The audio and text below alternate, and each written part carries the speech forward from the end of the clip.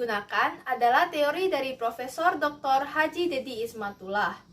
Teori beliau merupakan teori mengenai rendahnya kesadaran hukum masyarakat di Indonesia.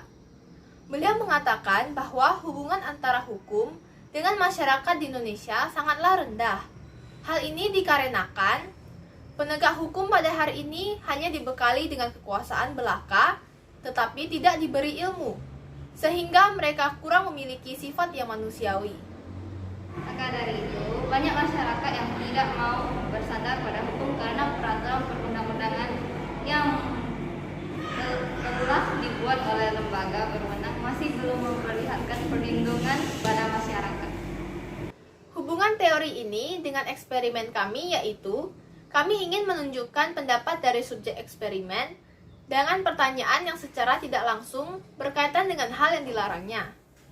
Pelanggaran hukum tentu saja berkaitan dengan rendahnya kesadaran akan nilai-nilai Pancasila.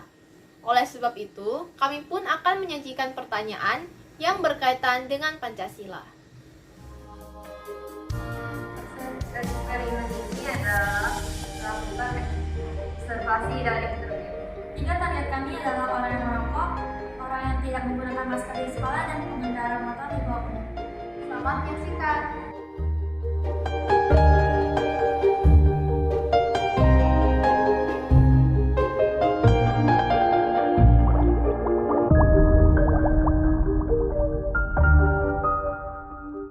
Komisi Kak, maaf mengganggu, boleh minta waktunya sebentar? Boleh.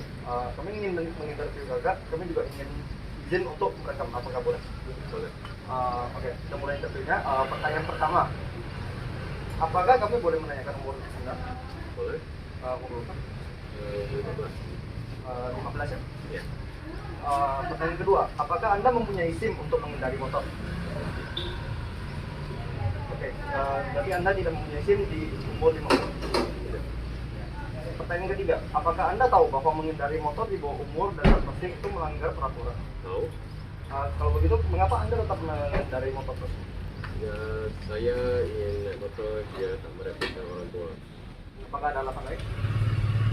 Juga dengan naik motor, ya awal-awal tidak pada tunggu sampai umur juga.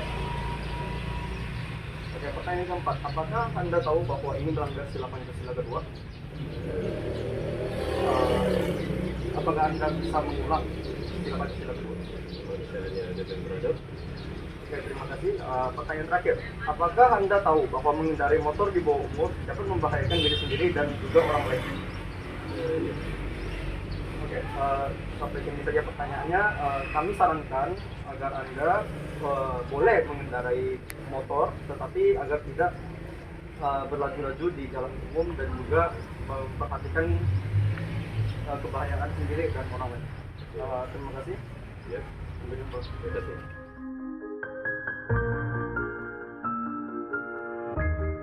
Boleh minta waktunya sebentar? Kami ingin interview Bapak. Di mana tempat lokasi? Kami ingin bertanya, Bapak merokok atau tidak? Perokok tapi nggak terlalu ini, Oh, nggak apa, nggak aktif. kami juga ingin merekamnya, Bapak. Siap. Menurut Bapak, seberapa penting kesehatan diri Bapak? Kalau kesehatan itu ada di yang utama ya, prioritas segala kesehatan itu perlu. Karena untuk menunjang aktivitas kita butuhkan kesehatan. Apakah Bapak peduli dengan lingkungan sekitar Bapak? Sangat-sangat peduli. Apakah Bapak risih terhadap polusi udara?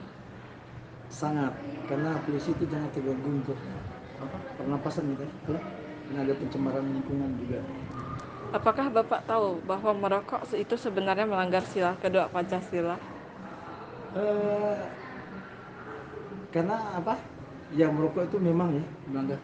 Kadang ada tergantung dari pribadi masing-masing rokoknya untuk dia sendiri, karena ada rokoknya ada sisi positif dan negatif ya. Setiap barang itu ada sisi negatif.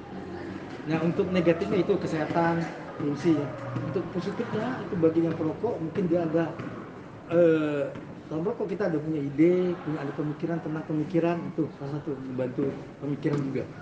Ya. Mengurangi stres ya Pak? Iya itu. Ya. Apakah Bapak ada berencana untuk berhenti rokok? Merokok itu kita mengurangi, maksudnya begini. kadang waktu itu bilang baru merokok enggak.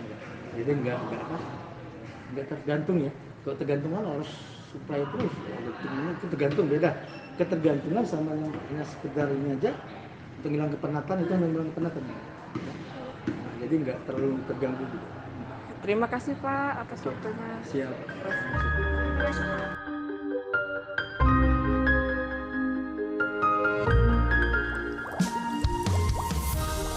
Khusus untuk eksperimen yang ketiga ini, kami mengalami perubahan eksperimen. Awalnya, kami ingin mencari orang yang tidak memakai masker di keramaian, namun tidak ditemukan. Oleh sebab itu, kami pun menggantinya dengan menanyakan pendapat kakak kelas mengenai orang yang tidak memakai masker.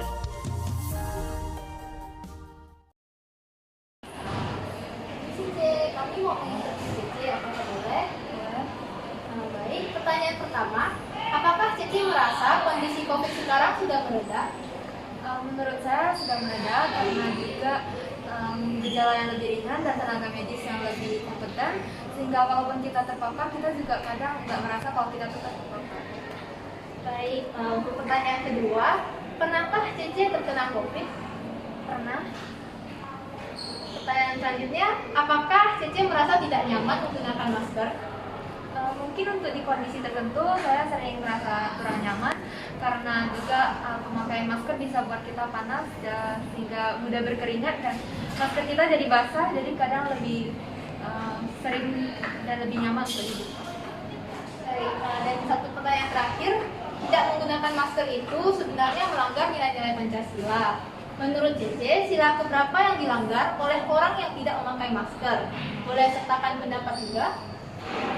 Mungkin menurut saya itu sila ke-2 dan ke-5 tentang keadilan, karena kalau kita terpapar dan kita nggak menggunakan masker, berarti kita bisa menyebabkan orang lain terpapar juga, sehingga itu juga membuat ketidakadilan bagi orang lain karena mereka udah menggunakan masker tapi kita tidak, dan kita menyebarkannya ke mereka. Jadi menurut saya itu melanggar. Wah, jawaban yang bagus. Terima kasih Ci untuk kerjasamanya. Mohon maaf jika ada tutur kata kami yang menyinggung. Sekian dan terima kasih.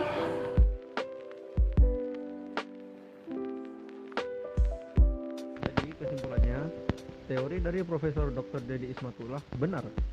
Dapat dilihat dari eksperimen kami, banyak sekali rakyat Indonesia yang melanggar peraturan-peraturan sederhana, seperti tidak menggunakan masker di tempat umum, padahal sudah diberi kebijakan protokol kesehatan oleh pemerintah untuk terus menggunakan masker dimanapun mereka berada.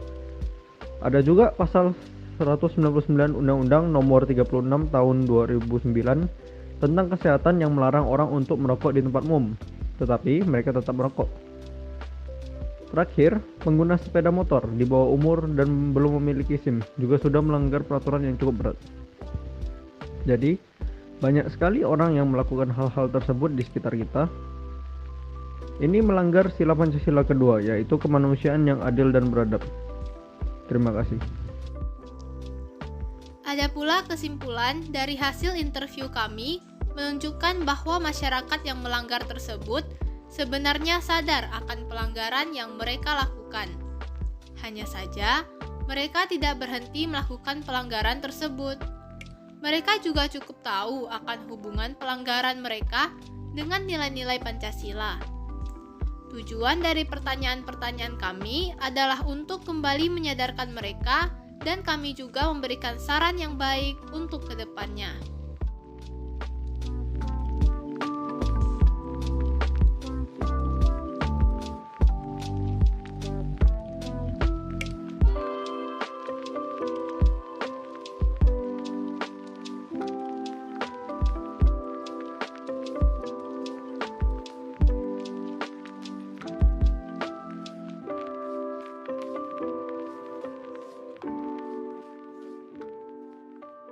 Sekian video dari kami, terima kasih.